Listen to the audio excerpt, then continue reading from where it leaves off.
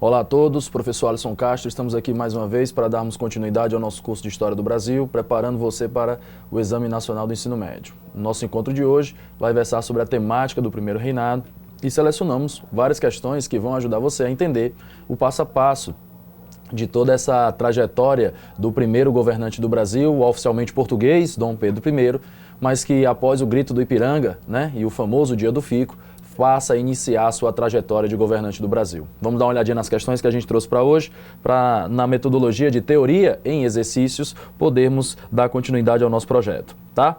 Vamos logo pegar aqui a primeira questão, que fala um pouquinho sobre o primeiro reinado, tá certo? Você já tem aqui o texto a seguir, está com a escrita do português da época, de 1824, tá? Portanto, as palavras estão escritas corretamente na versão da língua à época do Império do Brasil. Apenas uma observação para você entender mais ou menos o que acontece. Você observa aqui pela imagem que você tem aqui o título 5 da Constituição de 1824, ele já sinaliza isso para você, tá certo? Faz uma referência às determinações do poder moderador e traz aqui um rol de artigos, artigo 98, artigo 99, artigo 100, artigo 101, mostrando as atribuições do poder moderador, que você tão bem conhece, que é a figura do quarto poder da Constituição de 1824. Talvez essa seja uma das questões mais certas se cair alguma coisa de primeiro reinado, né? Se cair primeiro reinado, uma das coisas mais certas é essa questão acerca do poder moderador, tá? Vamos dar uma olhadinha na questão número 1, ver o que ele diz pra gente? Com base no capítulo 1, tá aqui, da Carta Constitucional do Império, aquela que já foi aprovada. Como é que eu sei disso, professor? Tá aqui, ó, uma característica clássica dela, a outorga de 1824, em março de 1824, assinala a alternativa correta. Lá na Constituição, ele vai dizer assim, prevalecia a harmonia entre os poderes. Professor, isso aqui eu já ouvi várias vezes os professores comentando sobre isso. Tenha cuidado que esse termo de harmonia entre os poderes, ela é clássica da estrutura republicana de poder. Certo? Você lembra que a Carta de 1824, vamos fazer aqui algumas características, algumas observações, certo? A Constituição de 1824, certo? A Constituição de 24, ela passa a trazer a você algumas características, tá certo? Dentre elas, estabelece a monarquia, tá certo? Estabelece a monarquia de caráter constitucional, mas com a cara de absolutismo que você não faz ideia, certo? Traz a unidade territorial, certo? O Brasil, ao se emancipar, continuou com a mesma dimensão, a mesma quantidade de territórios que tinha enquanto fase colonial, certo? Diz ela que o catolicismo é uma religião oficial. Catolicismo é estabelecido como religião oficial. Maravilha. Vamos para frente. Trago uma novidade, certo? Que é a sua outorga, para alguns, sinônimo de imposição. Se ela foi outorgada, então é porque ela foi imposta. Imposta aqui, tá certo? Coisa boa, que maravilha. Vamos lá. Traz também aqui elementos concernentes à estrutura religiosa, como o beneplácito, certo? E do lado de cá, o padroado, certo? A saber, reconhece o imperador como chefe da Igreja Católica no Brasil, trago a descrição do beneplácito, e nessa condição, o imperador poderia então nomear pessoas a ocupar cargos eclesiásticos. O ato de nomear, o ato de colocar nesses cargos, como também o ato de exonerar, ou seja, excluí-los desses cargos, tá? E aí eu trago também a grande novidade, que é a criação dos 4 poderes, certo? A criação dos 4 poderes, trazendo uma inovação em relação ao projeto liberal do período de meados do século XIX, tá? Quando eu falo do projeto brasileiro, eu falo da construção do poder executivo, eu falo do poder legislativo, falo para você do poder, isso, já estou até ouvindo você falar, do poder judiciário. E aí vou até trocar a cor aqui para fazer um destaque ao poder moderador. Certo? Embora esteja listado aqui por último, mas ele é o grande artista de todo o segundo reinado, certo? É a estrela principal da festa, tá bem? Vamos dar aqui uma olhadinha. Prevalecer a harmonia entre os poderes. Você já sabe que não, porque o poder moderador, ele tinha a condição de dissolver qualquer decisão dos outros 6 poderes que estivessem em discordância dos interesses do imperador. Então o item A você já sabe que tá falso, tá certo? O poder moderador exclusivo do imperador, até aqui perfeito, tá? Não vejo nenhum problema, estava submetido à Assembleia Geral, a Câmara dos Deputados e os Senadores, atual Congresso Nacional, né? E ao Conselho de Estado. O erro tá bem aqui, né? Você já identificou o erro, certo? E você sabe que, se tratando de poder moderador, ele não se submete a ninguém. O poder moderador não fica submetido a seu ninguém, nem à vontade de seu ninguém. É somente o interesse do imperador.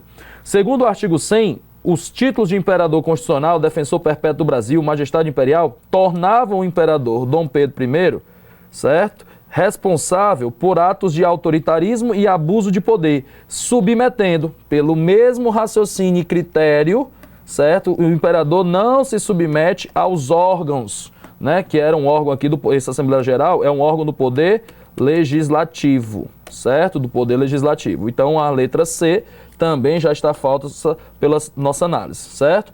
Conclui-se que a Constituição seguia a proposta montesquiana, certo?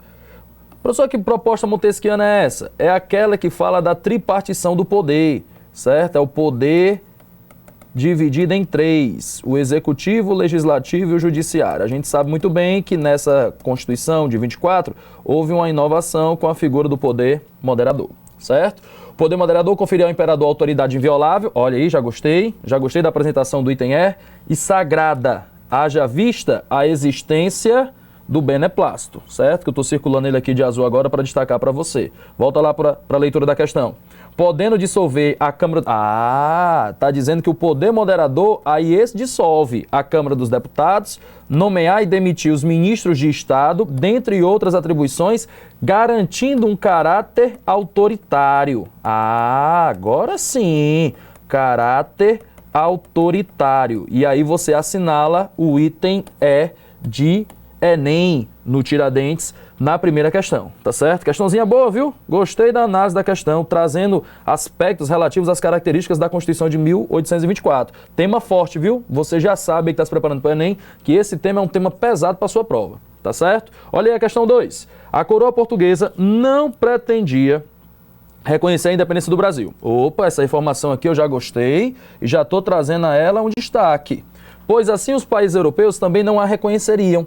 Ou seja, se não fosse Portugal, os demais países europeus também não fariam a menor questão de reconhecer o Brasil como uma nação independente. Impulsionado pela doutrina Monroe, aquela doutrina lá da História Geral de 1827, vamos lá lembrar dela, olha aqui a doutrina Monroe, 1823, certo? Eu tenho aqui a doutrina Monroe, uma doutrina que versa sobre a política externa dos Estados Unidos, no tocante à zona da América Latina, que você aprende lá na História Geral, naquele capítulo dos Estados Unidos no século XIX. Essa doutrina, ela traz uma referência de lema. Ele diz, a América é para, isso, já estou até ouvindo você falar, os americanos. Certo? Professor, o que ele quer dizer na esfera política com essa linguagem? Ele está dizendo o seguinte, ó, essa doutrina, ela faz oposição política, certo? Oposição à política da Santa Aliança, aquela lá de 1815, certo? Aquela lá após Napoleão Bonaparte. Santa Aliança, aquela lá de 1815, que queria restabelecer o absolutismo.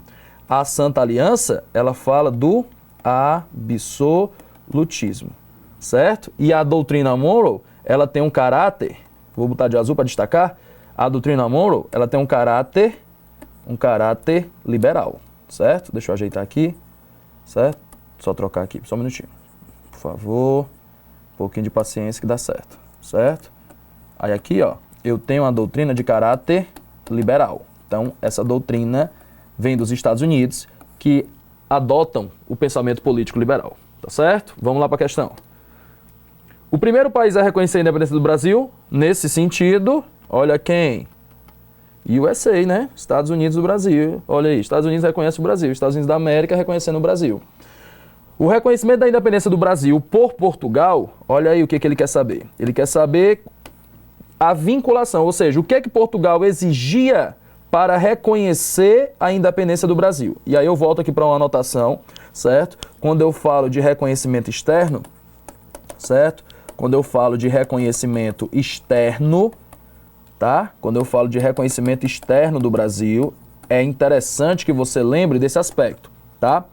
Os Estados Unidos, a própria questão já te deu essa informação, então usa ela. Os Estados Unidos já reconheceu, com base na doutrina Monroe, de 1823, certo? Doutrina Monroe, certo? Para alguns alunos, doutrina Monroe, tá? Doutrina Monroe. Aí aqui, ó, você tem a figura de Portugal, que é o grande interesse da questão, e aí apresenta a você uma outra nação que reconhecia a independência do Brasil, chamada de Inglaterra, tá certo? Então eu tenho aqui 3 nações que visam reconhecer a independência do Brasil. Portugal, que era a metrópole brasileira, chega para o Brasil e diz o seguinte: rapaz, reconheça sua independência, haja vista o pagamento de uma indenização, certo? A vinculação está associado a um pagamento de uma indenização brasileira à coroa portuguesa. Essa indenização, ela foi cobrada no valor de 2 milhões, certo? Foi cobrada no valor de 2 milhões de libras esterlinas, certo? Foi cobrada no valor de 2 milhões de libras esterlinas. Mas, professor, o Brasil tinha esse dinheiro? Tinha não, gente. Nós sabemos muito bem que Portugal só reconheceria quando esse valor fosse creditado pelo Brasil nas contas portuguesas. O Brasil não tinha isso. Aí o que foi que aconteceu? A Inglaterra também oferece reconhecimento, dá o ok, e ainda mais, como ela queria, né, ela tinha interesse no Brasil livre, ela ainda faz o empréstimo, certo? Ela ainda realiza o empréstimo financeiro, certo? Ela realiza ainda um empréstimo financeiro ao Brasil. E aí como é que fica a brincadeira? Fica desse jeitinho aqui, ó. Tá aqui a Inglaterra, certo? Empresta o dinheiro para o Brasil. Lá vem a Inglaterra emprestando para o Brasil a quantia exigida por Portugal, a saber, 2 milhões de libras esterlinas, certo? Aí daqui para cá, ó, já estabelece o pagamento dessa indenização do Brasil para Portugal. Então lá vem para cá, o Brasil recebe esses 2 milhões e ele faz o pagamento desses 2 milhões a Portugal. Pronto! O reconhecimento do Brasil já estava feito. Era só o que eles queriam. Só que, coincidentemente, Portugal tinha uma dívida com a Inglaterra de exatos 2 milhões de libras esterlinas. E aí Portugal usa, então, esse dinheiro para quitar a dívida. Então, vamos aqui organizar. Os 2 milhões saíram da Inglaterra para o Brasil em forma de empréstimo. Está acompanhando? Maravilha. Saiu em forma de empréstimo. Do Brasil para Portugal, ele sai em forma de pagamento pelo reconhecimento. Pagamento do reconhecimento de independente. Olha aqui, você já entendendo o processo político brasileiro aqui, já no início. E aqui aparece em forma de quitação de dívida. Olha aqui que maravilha. Quitei a minha dívida, reconheci meu pagamento e agora está aqui a cobrança do empréstimo. Por isso que quando você lê nos livros, os professores de história geralmente costumam dizer para você que os historiadores do período não reconheciam Portugal, o dinheiro saindo dos cofres ingleses. O dinheiro saiu e retornou. Olha como é que ele sai. Faz esse percurso, vem para o Brasil, vai para Portugal e de Portugal volta para a Inglaterra. E aí você sabe aqui que todo mundo saiu ganhando nessa história. O Brasil, que queria a independência, saiu ganhando a independência. Portugal, que queria, né, quitar sua dívida, conseguiu quitar sua dívida. A Inglaterra, que queria o Brasil livre, queria receber o dinheiro de Portugal, também conseguiu. Então, nessa história aqui, nessa brincadeira, todo mundo saiu ganhando. Todos aqui saem ganhando a partir do processo de independência do Brasil. Vale salientar que dentro desse processo, a Inglaterra pressiona o Brasil para que o Brasil faça a abolição da escravidão coisa que não acontece no primeiro momento, e aí vai se manter aquelas vantagens, garantias e privilégios dos impostos mais reduzidos lá no período de 1810, tá certo? Vamos lá, o reconhecimento da independência do Brasil estava vinculado ao quê? Só você olhar para esse esquema, para um empréstimo no pagamento de uma indenização, né? Manutenção do controle do comércio brasileiro? Falso. Devolução da província da Cisplatina ao domínio espanhol? Falso. Aqui é questão pós-independência, tá? Pagamento de uma indenização. Olha aí que maravilha. É exatamente o que a gente acabou de raciocinar a Portugal. A adoção pelo Brasil da Constituição Portuguesa? Falso. Nós criamos a Constituição própria, vimos na questão passada. Abolição do sistema escravista? Não, não, não, não. Isso aqui é desejo da Inglaterra e não de Portugal, tá certo? Então você assinala aí o item C de coração, tá? Na sua segunda questão. Vamos para frente aqui, dominando o processo, tá bom? Vamos nós. Terceira questão. O contexto nordestino no início do século XIX era de descontentamento. Opa, o povo já tá com raiva, já sei que vai ter confusão e revolta. A crise econômica... O que é, professor? Basta ler, pessoal. O cara tá dizendo para você, o cara tá afirmando que o pessoal tá insatisfeito com a política brasileira aplicada naquele período. Não tem para onde correr. Essa política vai gerar uma insatisfação, essa insatisfação vai trazer para você a formação de um movimento social de revolta, tá certo? Aí ele diz, a crise econômica provocada pela queda das exportações do açúcar, certo? E do algodão, se aliviava a insatisfação com o comportamento autoritário do imperador Dom Pedro I. O sentimento republicano, isso aqui é fundamental para a gente, plantado pela Revolução Pernambucana de 1817, volta a surgir no Brasil com todo o vigor. A Confederação do Equador, vamos dar uma olhadinha aqui. O assunto aqui é primeiro reinado, e ele está falando para você sobre a Confederação do Equador, certo? Confederação do Equador. O movimento recebe esse nome em função das províncias, que assim eram chamados os territórios hoje dos estados, que faziam parte desse movimento de contestação da autoridade do imperador. Quem fazem parte aqui? Pernambuco, Paraíba, Rio Grande do Norte e o Ceará, certo? São essas as províncias. Professor, qual é a relação delas com a intitulação de Confederação do Equador? Essas regiões estão próximas ao corte da linha do Equador. Daí a referência à Confederação do Equador, tá certo? Movimento de caráter o quê?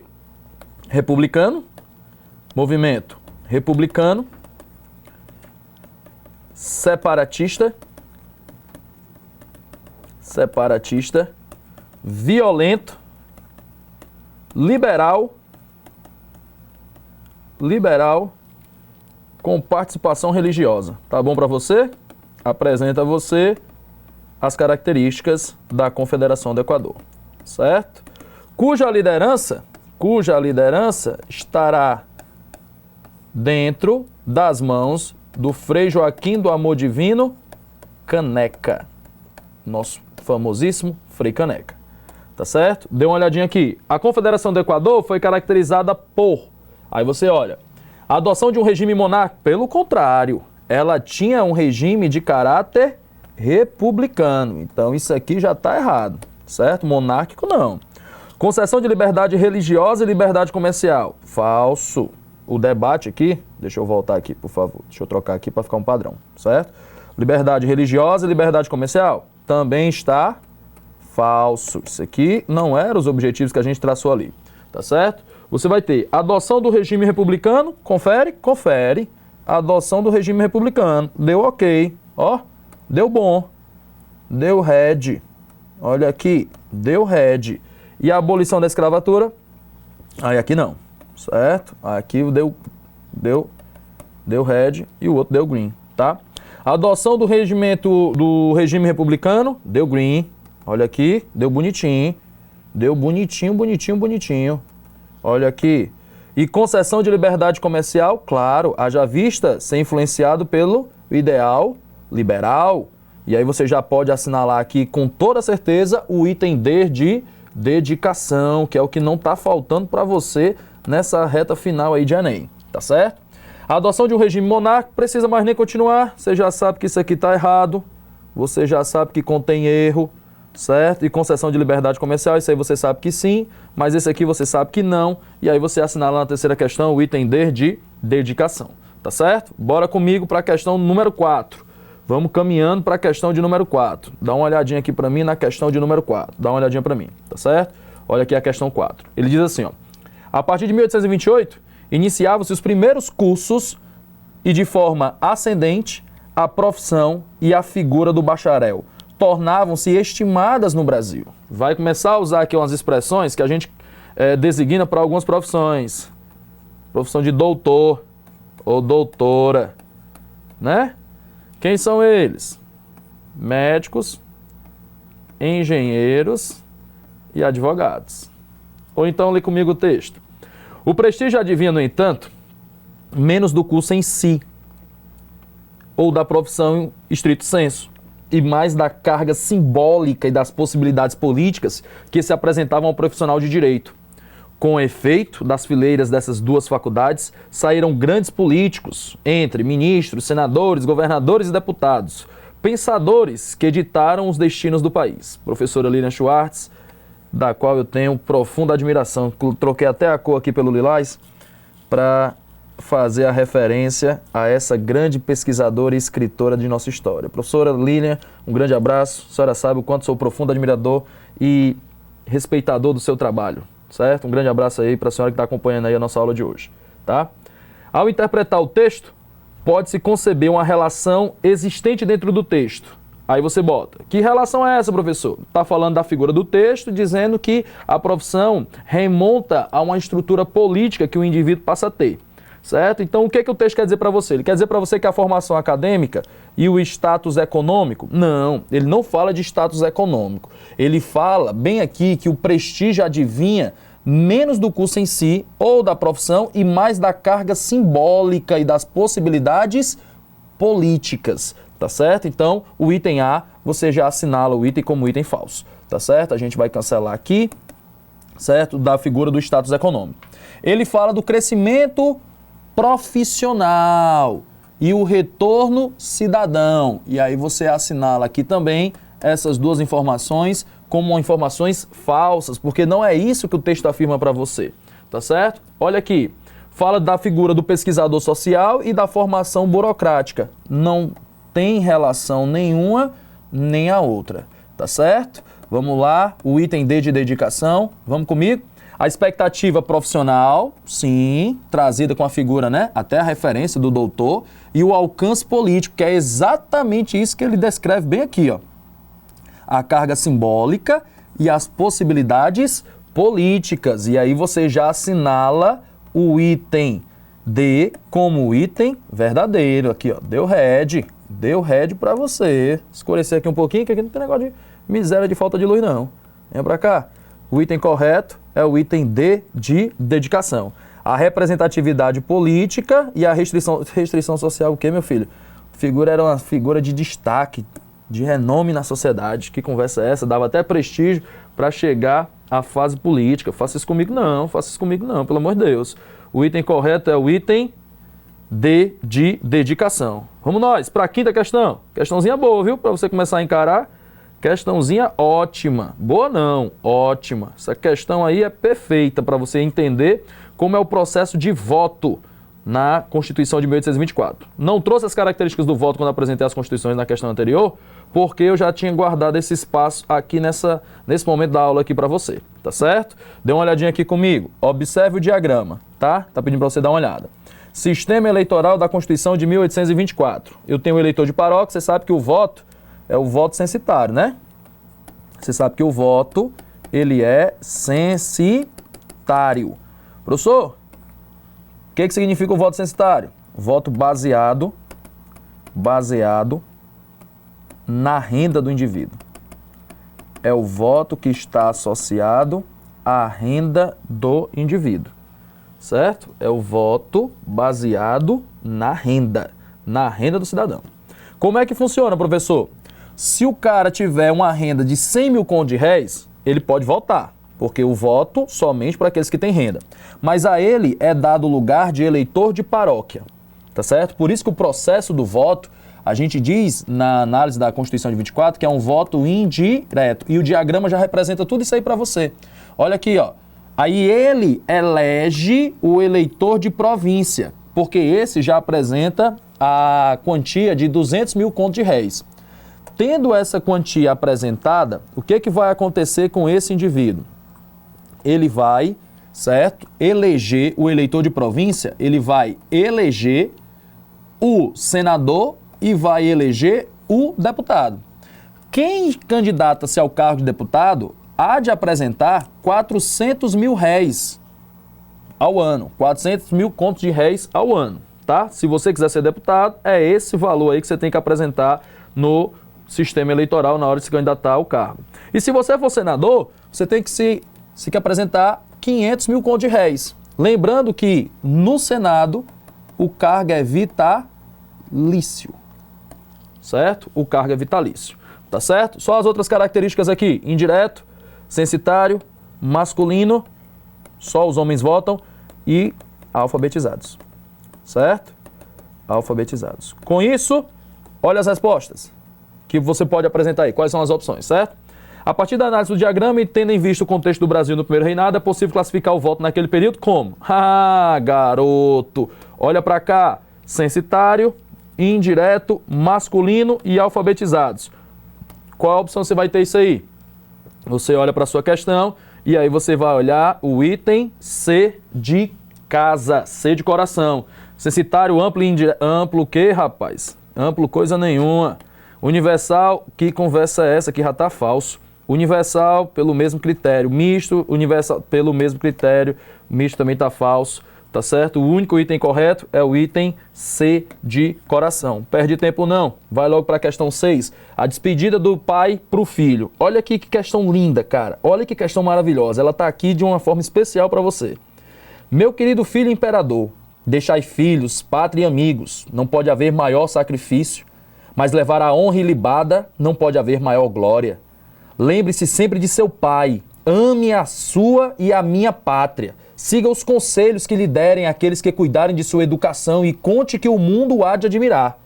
Eu me retiro para a Europa. Assim é necessário para que o Brasil sossegue e que Deus permita e possa para o futuro chegar àquele grau de prosperidade de que é capaz. Adeus, meu amado filho, recebam a bênção de seu pai que se retira saudoso e sem mais esperanças de o ver. Dom Pedro de Alcântara, 12 de abril de 1831. Você sabe muito bem aqui que eu estou falando da carta de despedida do processo de abdicação do trono do então imperador Dom Pedro I, né, o imperador brasileiro. Ainda permanece a imagem de Dom Pedro como um dos responsáveis pela autonomia política do Brasil. Queria, né, a imagem de Dom Pedro, certo? Deixa eu voltar aqui, por favor, só trocar. A imagem de Dom Pedro como um dos responsáveis pela autonomia política do Brasil. 9 anos após proclamar o 7 de setembro de 1822, o imperador abdica do seu trono e retorna à Europa, conforme a carta demonstrava. A instabilidade política do período e econômica foi a marca de seu breve reinado. Na primeira década após a saída de Dom Pedro I, o Brasil, ou seja, ele já está sinalizando aqui para você, quando ele fala da fase da primeira década, ele está falando da fase da regência, certo? Ele já está falando da fase da regência. E aí, ó, você analisa. Encaminhou a proclamação de uma república? Pelo amor de Deus, faça isso comigo não. Faça comigo não, que a república é no final do segundo reinado, lá no final do século XIX. Faça isso comigo não, pelo amor de Deus. Certo? Sofreu várias revoltas separatistas que ameaçaram a sua integridade territorial.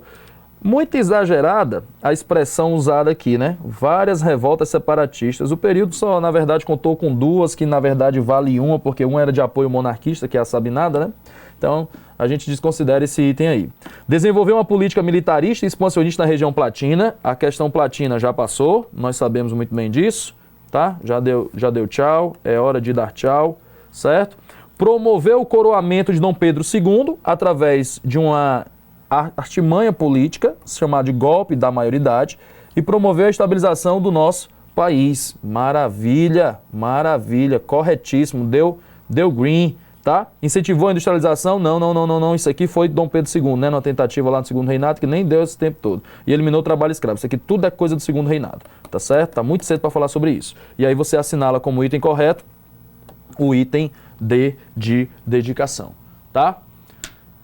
Após esse percurso que a gente fez sobre a história do primeiro reinado no Brasil, você pôde perceber que num período bem curto, conforme o próprio último texto que a gente leu, certo? O Brasil apresentou uma agitação muito grande. O Brasil passou por revoltas, foi necessário criar uma Constituição, o desgaste da relação do imperador junto à população foi imenso. Houve um excesso de autoritarismo, um excesso de arbitrariedade, de violência por parte do imperador contra aqueles que pensavam de forma diferente do seu projeto político, e isso, de fato, acabou colaborando, somando a um intenso movimento de agitação política no Brasil e que culminou junto da morte de Dom João VI lá em Portugal e dessa necessidade de sucessão de trono no governo português, que Dom Pedro saísse daqui e fosse direto para Portugal. Após isso, nasce uma nova fase na história do Brasil, a fase do período regencial. Se você achou que o primeiro reinado foi um período de grande agitação política, você não perde por esperar as agitações políticas e as grandes mudanças e transformações que ocorreram durante a fase da regência. A fase do período regencial é uma fase maravilhosa, uma fase incrível da história do Brasil, aonde diversas ideias pulsavam e acabavam florescendo, tentando ajustar o Brasil ao modelo político europeu. Mas sobre essas características, sobre a insatisfação do período, sobre a agitação política e principalmente as suas revoltas, convido a você a assistir conosco a nossa próxima aula, a aula sobre o período regencial. Um forte abraço e até a próxima. Valeu, rapaziada!